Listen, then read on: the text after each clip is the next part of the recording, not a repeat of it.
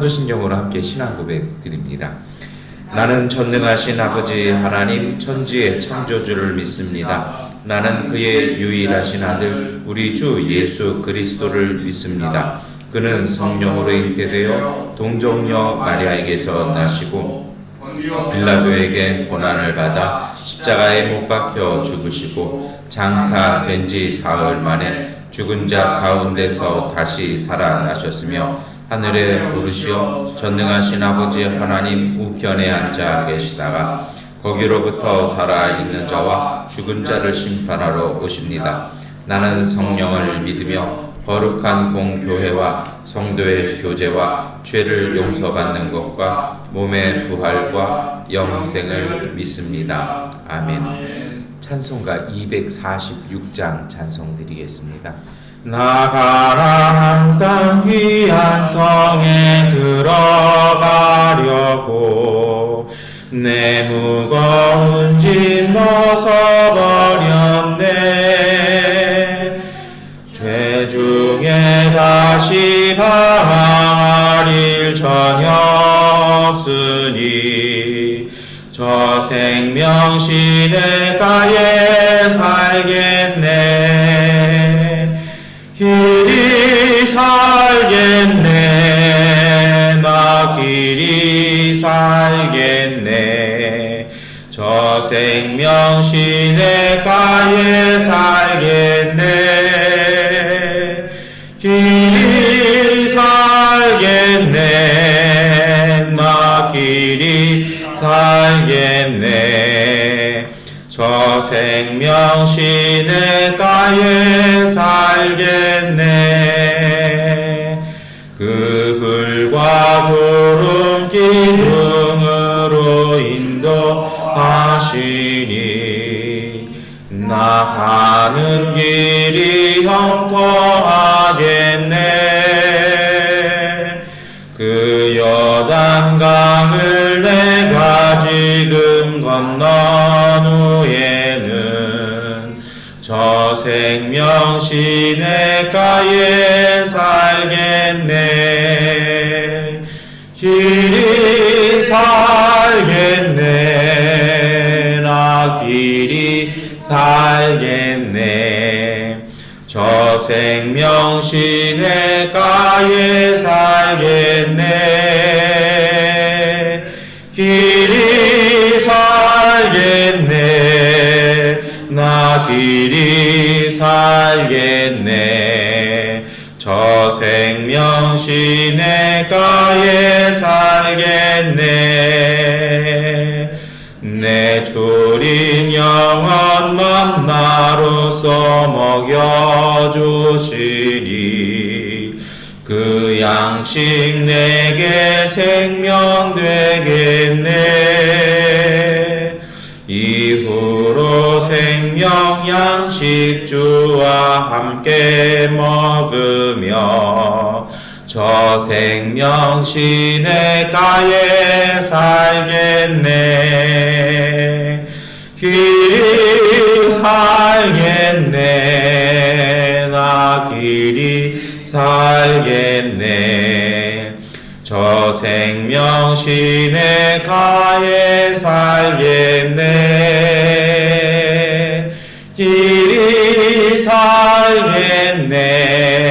나 길이 살겠네. 저 생명 시내가에 살겠네. 아멘. 고린도후서 9장 6절부터 11절까지의 말씀 세 번역본으로 함께 읽겠습니다. 요점은 이러합니다. 적게 심는 사람은 적게 거두고 많이 심는 사람은 많이 거둡니다. 각자 마음이 정한 대로 해야 하고 아까워하면서 내거나 하는 일은 없어야 합니다. 하나님께서는 기쁜 마음으로 내는 사람을 사랑하십니다. 여러분에게 온갖 은혜가 넘치게 하실 수 있습니다. 그러므로 여러분은 모든 일에 언제나 쓸 것을 넉넉하게 가지게 되어서 온갖 선한 일을 얼마든지 할 수 있습니다. 이것은 성경에 기록한 바 그가 가난한 사람들에게 아낌없이 뿌려 주셨으니 그의 의가 영원히 있다 한 것과 같습니다. 심는 사람에게 심을 씨와 먹을 양식을 공급하여 주시는 하나님께서 여러분에게도 씨를 마련하여 주시고 그것을 여러 갑절로 늘려 주시고 여러분의 의의 열매를 증가시켜 주실 것입니다. 하나님께서 여러분을 모든 일에 부요하게 하심으로 여러분이 후하게 헌금을 하게 될 것입니다. 우리가 여러분의 헌금을 전달하면 많은 사람이 하나님께 감사를 드리게 될 것입니다. 아멘. 여러분, 오늘 설교 말씀은 제가 우리 교회에서 설교한 이후로 처음으로 헌금 설교를 하는 날입니다. 본문이 제가 헌금 설교는 미얀마에서는 한 번도 안 했습니다. 그런데 오늘 본문이 헌금에 관련된 내용이고요. 구제에 관련된 내용입니다. 이 고린도후서가 참 독특해요. 고린도 교회가 문제 많았던 교회라고 제가 여러 번 말씀을 드렸던 것 같아요. 그런데요, 고린도후서라는 게 사실은 이제 고린도 교회에 보내는 편지의 이제 마지막 부분에 나가는데 이 구제헌금 문제가 굉장히 많이 다뤄집니다. 그래서 심지어는 8장부터 시작이 됩니다. 그래서 이 사도 바울이 얼마나 이것을 강조를 하냐면 이래요. 아마도 이때 유대에 사는 유대 땅에 뭔가 문제가 생겼습니다. 그래서 유대에 있는 예루살렘에 있는 교회들이 굉장한 어려움을 겪고 있을 때입니다. 그러니까 이제 그 지역에 있는, 그래서 사도 바울부터도 사실은 이 사람이 선교사로 세워진 것이 구제헌금을 전달하기 위해서 흉년 때, 기근 때 구제헌금을 전달하기 위해서 세워졌던 것에서 사도 바울의 실질적인 사역이 시작되었었거든요. 그런데 아마도 유대 땅에 굉장한 기근이 드니까 이게 이제 그 인근 소아시아 쪽에 있는 그래도 조금 여유가 있는 쪽에서 끊임없이 헌금을 했었던 것 같습니다. 그런데 문제는 정작 이 교회 중에서 가장 잘 사는 교회가 사실은 고린도 교회였습니다. 왜냐하면 고린도가 무역항이었고 여기는 정말 물질이 풍부한, 그래서 제가 몇 주 전에도 그런 말씀 드렸잖아요. 우리나라도 좀 비슷하다. 그래서 어디 가서 돈 자랑하지 말고 어디 가서 모 자랑하지 말라는, 그 동네가 이 동네거든요. 그러다 보니까 했는데 이 교회는 아무런 게 없는 거예요. 그러다 보니까 이제 사도 바울이 고린도후서 8장부터 시작을 해요. 그래서 어떻게까지 얘기하냐면 저쪽에 마게도니아 교회는 너무 열심히 헌금을 해서 자기가 걱정될 정도로 헌금을 한다.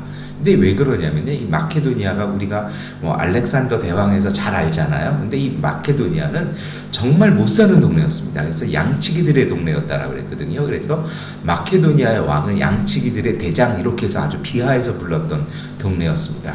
근데 거기가 한때 은광이 나왔어요. 그래서 그 은을 다 어디다 써버렸냐면 알렉산더 부자가 전쟁하는데 다 써버렸습니다.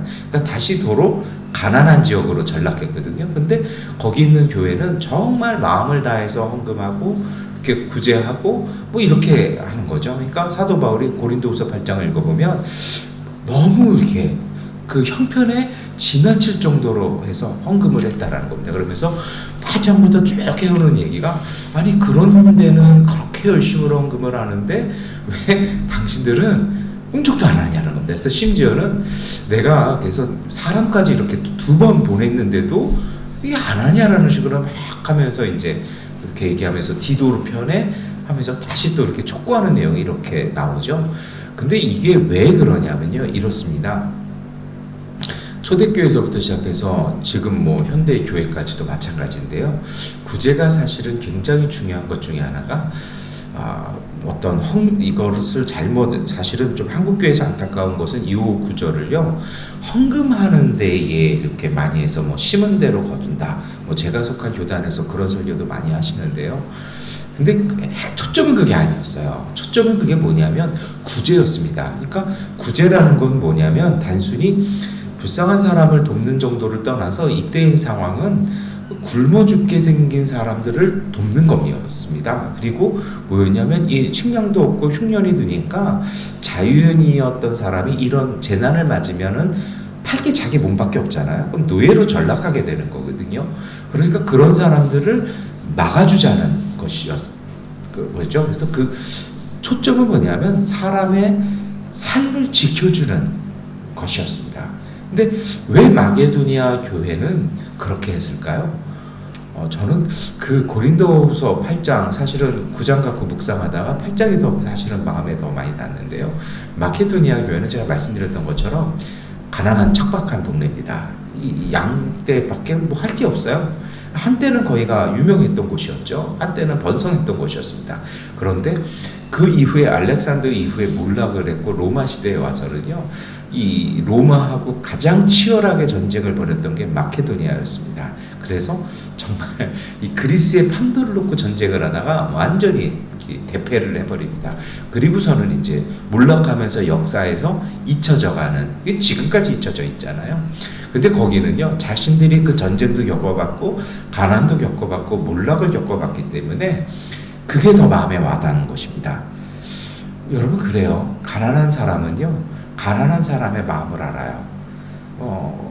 우리나라 통계가 그렇습니다. 저도 NGO 선교단체에 이렇게 있습니다만, 제가 속한 단체에 후원을 해주시는 많은 분들은요, 대부분은 정말 가난한 분들이 참 많습니다. 제가 오늘 예배를 통해서도 말씀을 드립니다만, 저를 선교사로서 또 목사로서 이렇게 후원해 주시는, 한국에 후원해 주시는 분들 대부분은요, 정말 가난한 분들입니다. 제가 이렇게 봐서는 후원해 줄 수 있는 상황들이 아니세요. 근데 왜 하시냐면 이분들이 느낀다라는 거예요. 그러니까 미얀마의 가난함, 미얀마 어려운 사람들의 절박함, 그리고 제 주변이 하도 그러니까 제가 가서 거기 가서 뭐 하고 있을지 느끼니까, 그러니까 일 하나라도 조금 더 하셔서 뭐 2만 원, 3만 원이라도 보내야겠다라는 마음들이신 것이죠. 사실 저도 그래요. 저도 어린 시절 가난을 겪어봤고요. 학생 시절에 이렇게 좀 쉽지 않게 다녔거든요. 그러니까 사실 얼굴 표정 딱 보면은 마음이 와서 딱 닿아요.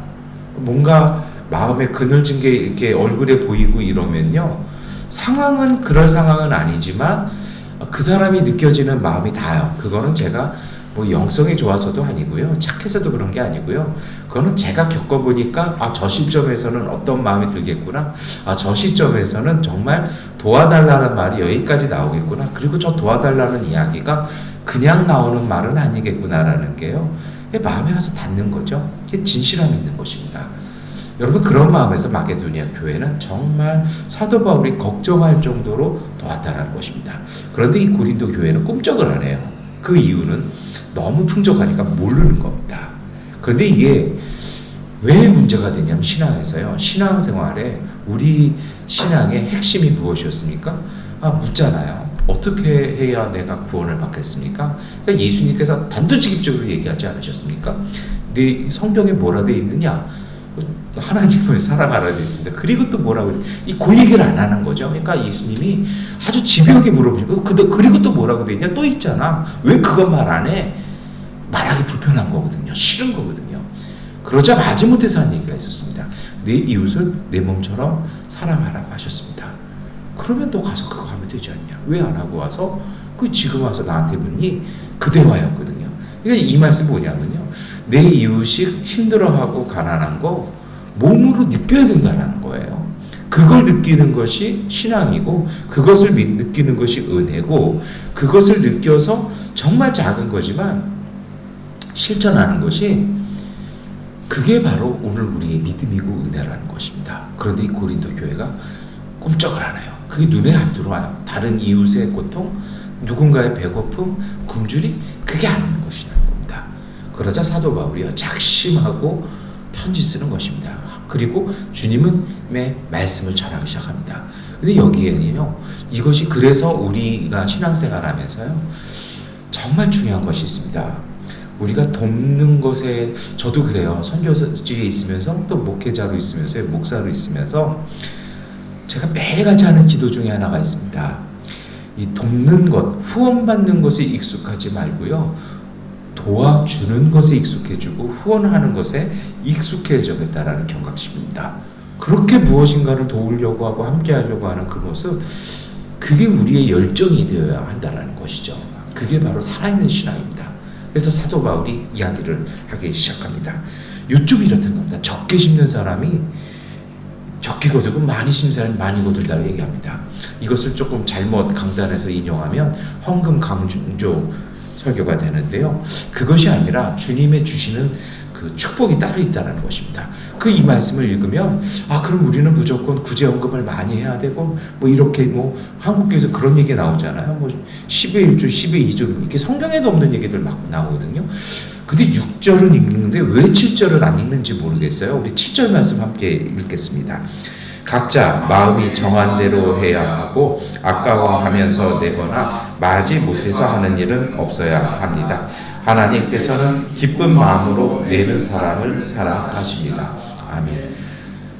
적으냐 많으냐 이게 아니라는 거예요. 뭐냐면 마음에 감동되는 대로 하나님께서 내게 주시는 그 분량대로 거기에 대해서 정말 마음을 담아서 하면 그게 많이 심는 것이라는 것입니다. 그러니까 물질을 많이 심는 것이 아니라 정말 핵심은 무엇입니까? 마음을 심는 것입니다. 여러분, 이렇게 섬기는 것에는요 사실은 믿음의 능력이 있습니다. 이렇게 섬김과 나눔의 삶을 살아가는 것은요 하나님이 주신 창조의 원리를 회복하는 것입니다. 하나님께서 인간을 창조하셨습니다. 창세기 1장 26절부터 28절에 하나님께서 인간을 창조하시고 맡기신 일이 있었습니다. 그것이 무엇입니까? 하나님의 형상대로 창조하셨고요. 생육하고 번성하면서 다스리라고 말씀하셨습니다. 이 다스리라는 말이 우리 한국어에서는 통치의 개념이지만 히브리어에서는요 농사 짓는 것입니다. 그러니까 모든 생명들이 잘 자라나도록 이렇게 돌봐주는 것이 히브리어 아바드, 그것이 다스리는 것입니다. 또 무엇입니까? 하나님의 형상대로 해서 뭔가 그늘지고 이렇게 휘어지고 넘어져 있는 것을 세워주고 뭔가 그늘진 곳에서 햇볕 못 보는 것은 꺼내서 할 수 있도록 하고요. 무엇인가 물을 잘 섭지 못하는 것은 물 더 많이 부어서 정강하게 해주는 것이 인간의 삶입니다. 구제하고 누군가를 돕는 것은 그것입니다. 하나님을 대신해서 그 사람이 온전해질 수 있도록 그것을 돕는 것이 바로 하나님의 창조 원리고 하나님의 사람 되는 것입니다. 두 번째로는요, 이러한 섬김과 나눔은 탐욕으로부터 해방되는 유일한 길입니다. 인간은요, 죄 때문에, 로마서의 사도 바울이 그러잖아요. 죄 때문에 죄가 장성해서 이 인간이 죽음에 이르게 됐다라고 고백하지 않습니까? 이러한 죄, 그 탐욕을 극복하는 유일한 일은 섬김과 나눔입니다. 그래서 고린도후서 8장 12절에 이렇게 고백합니다. 기쁜 마음으로 각자 형편에 맞게 바치면 하나님께서 그것을 기쁘게 받으실 것입니다. 하나님께서는 없는 것까지 바치는 것을 바라지 않으신다. 오늘 우리에게 주신 것을 떼어서 누군가를 위해서 나눌 때 하나님이 정말 기뻐하시는, 하나님이 인간을 창조해 놓으시고 좋았다라고 말씀하셨잖아요. 그 기쁨이 회복되는 것입니다. 세 번째로는 이것이 있어요. 그 탐욕을 넘어선다는 거 정말 쉽지 않아요. 이게 있으면 내가 조금이라도 뭘 더 하고 고민하게 돼요. 이게 있으면 조금 더 일을 더 많이 해서 더 많은 게 올 수도 있고, 이렇게 우리가 많은 생각들을 하잖아요. 그런데요, 그 탐욕이라든지 그 집착을 넘어갈 수 있는 길 중에 하나는 무엇이냐면요, 이 섬김과 나눔은요 실천을 통해서만 그 신비를 알게 됩니다. 오늘 사도 바울은 고린도 교회에 권면하기 시작합니다. 여러분이 마음을 담아서 여러분들의 교우를, 우리의 동족을, 어렵고 곤란한 사람들을 도울 때 하나님께서 공급해 주실 것이라는 것입니다. 그것이 바로 10절 말씀인데요. 우리 10절 말씀 함께 읽겠습니다. 심는 사람에게 심을 씨와 먹을 양식을 공급하여 주시는 하나님께서 여러분에게도 씨를 마련하여 주시고 그것을 여러 갑절로 늘려 주시고 여러분의 의의 열매를 증가시켜 주실 것입니다. 아멘. 여러분, 이것을 실천했더니요, 이게 산술적으로는요, 장부상으로는 마이너스로 잡혀야 되는 거거든요. 근데 하나님은 놀라운 방법을 통해서 그것을 돌려주십니다. 그리고요, 그 작은 일에 충성했기 때문에 하나님은 더 큰 것을 맡겨주십니다. 그것이 하나님 주신 섬김과 나눔의 신비이기도 합니다. 이것이 어디 물질뿐이겠습니까? 오늘 우리의 마음을 나누고 우리의 삶을 나누고 우리의 시간을 나누고, 그래서 누군가를 세워주고 누군가를 도울 때, 회복시켜 줄 때요, 그리고 생명을 살아나가게 그 터전을 만들어주기 시작할 때 하나님은 그것을 통해서 우리에게 은혜와 복을 주십니다. 그리고 정말 놀라운 축복이 있죠. 그건 후손에게 주시는 축복인 것 같아요. 죄송합니다만 재벌가 자식들 중에 제대로 사람 노릇하고 사는 사람 몇이나 있겠습니까? 얼마나 부자들이에요. 우리에게선 상상도 못하는 사람들 아닙니까? 그들의 눈에 비쳤던 부모의 모습은요, 그 기업을 만들기 위해서, 그 재벌 대기업을 만들기 위해서 합법적으로 그거 한 사람은 아무도 없거든요. 자식들의 눈에 온갖 탐욕과 그것만 눈에 꽉 찹니다. 그런데요, 부모님이 조금 가난하고 어렵고 힘들지만 끊임없이 나누고 돕는 삶을 살았던 부모님 밑에서 자란 자녀들이요, 무엇을 볼까요? 저한테도 그런 후배 한 명이 있습니다. 청주에서 지금 목회하는데요, 아버지가 제가 섬겼던 교회 장로님이었습니다. 이분이 그 남부순환도로 사당역 앞에서 리어카에서 과일 장사를 하셨습니다. 이 과일 장사 하시면서요, 얼마나 많은 개척교회 또 어려운 분들 도왔는지 모릅니다. 그 교회에서 그분이 항상 전도 위원장이었어요. 제가 여쭤봤습니다. 아니, 저분 과일 장사 하시느냐고. 시간도 없는데 왜 저분이 전도 위원장이세요? 그랬더니 모든 분들이 얘기해요. 저 장로님이 가장 전도 잘합니다. 왜냐하면요, 이 사당동이 사실 이렇게 좀 여유 있는 동, 봉천동 낙성대 앞이 여유 있는 동네 아니거든요. 그냥 힘든 사람들 과일 하나 쥐어주고, 과일 매상에서 얼굴 떼가지고 돌아간 사람들 연탄 꽉 사다 주시고, 이 같이 장사하시는 분들 새 물건 떼올 돈 없으면 그냥 자기 물건 나눠주시고 일평생을 그렇게 사셨습니다. 그 아들 형제가 정말 목회 열심히 잘합니다. 왜냐하면 그게 아버님의 유업인 것이죠. 저도 솔직히 제 아들한테는 그런 걸 물려주고 싶다라는 소망을 가져봅니다. 여러분, 하나님은요, 그렇게 사시는 분들에게 갑절의 축복을 주십니다. 그 갑절의 축복은 물질적인 축복도 있겠습니다만 하나님의 상급을 맡겨 주시는 것입니다. 여러분, 오늘 우리도 힘듭니다.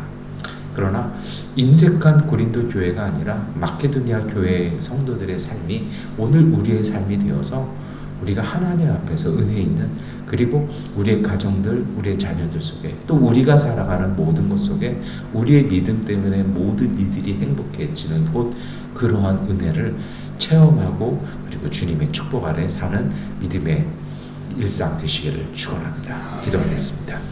전능하신 아버지 하나님, 오늘 우리에게 하나님 때로는 부족함도 주시고 때로는 여유도 주십니다. 그러나 주님, 우리가 우리의 상황을 넘어서서 우리의 마음에 또 성령께서 감동 주시고 우리 눈에 보이고 우리의 마음에 느껴지는 그 아픔들을 함께 나누게 하여 주시옵소서.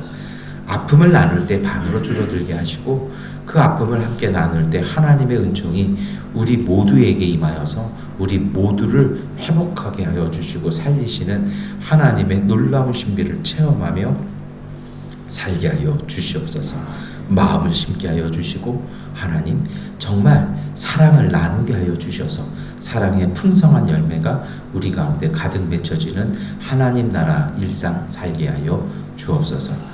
예수 그리스도의 이름으로 기도드립니다. 아멘. 하나님께 기도하는 시간 갖도록 하겠습니다.